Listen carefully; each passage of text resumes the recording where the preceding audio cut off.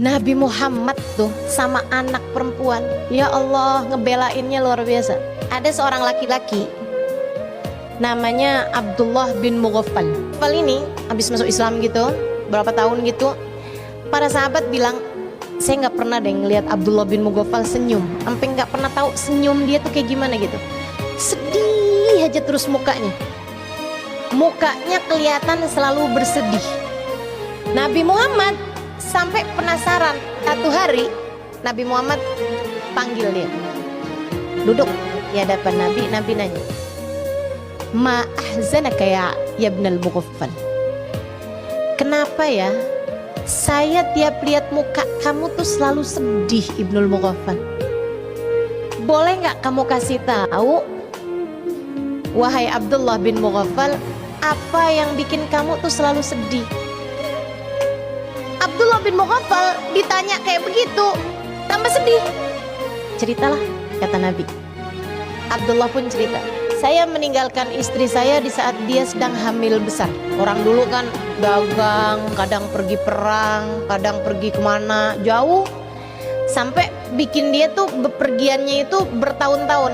Dia bilang sampai kemudian saya datang bertahun-tahun sesudah itu, mungkin kayak 6 tahunan sesudah itu, saya mendapati istri saya sudah melahirkan anak perempuan. Anak perempuan saya nih Rasul, ceria, menyenangkan, kata-katanya lucu, tingkahnya enak dilihat, cantik, pinter.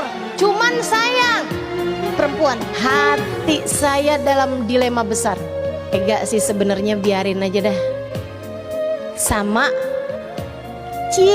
cemen Ibn Mughaffal kagak berani. Dia tuh kan benerannya sebenarnya bukan cowok tuh. Dia nggak berani nguburin anak ceweknya.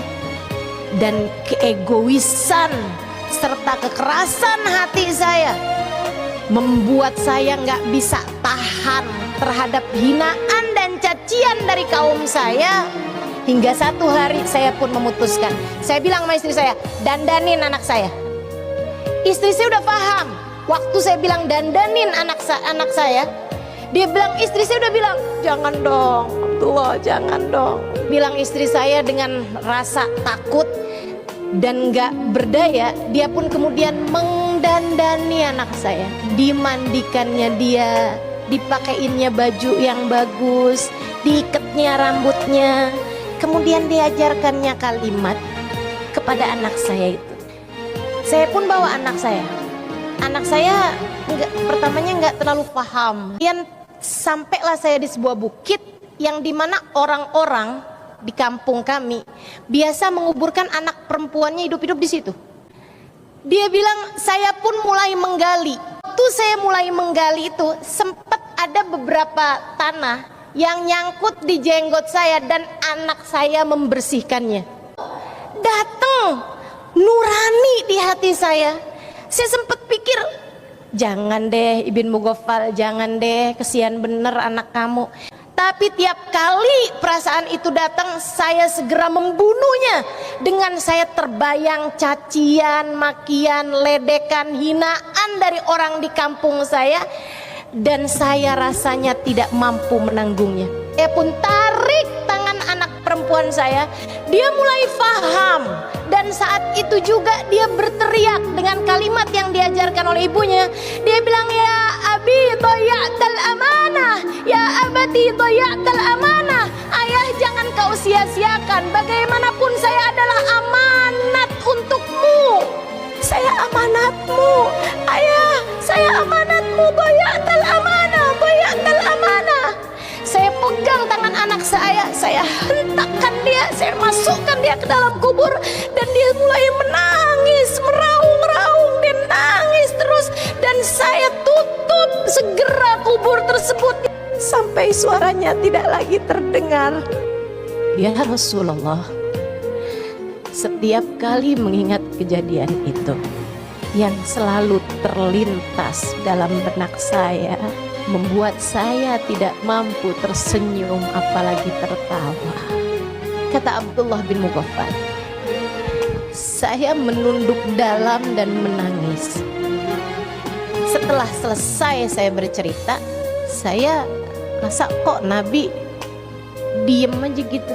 Jadi saya pun mulai mengangkat wajah saya. Aku pikir Nabi akan menghiburku gitu. Kan tetapi ketika saya melongokkan wajah saya mendapati Nabi Muhammad terisak-isak sampai air mata beliau itu membasahi kain yang ada di bawah beliau. Katanya Abdullah, saya saat itu dilanda perasaan bersalah yang semakin menggunung. Saya kemudian menatap wajah Nabi Muhammad yang sudah mulai diam. Kemudian Nabi Muhammad mengatakan, "Lau kuntu nabiyyan fi dzaka zaman la uqimul hadd 'alaika ya ibnal mughaffal." Andai masa itu saya sudah menjadi nabi, aku akan kuburkan kamu hidup-hidup wahai Ibnul Mughaffal, sebagaimana kamu telah menguburkan hidup-hidup anak perempuanmu.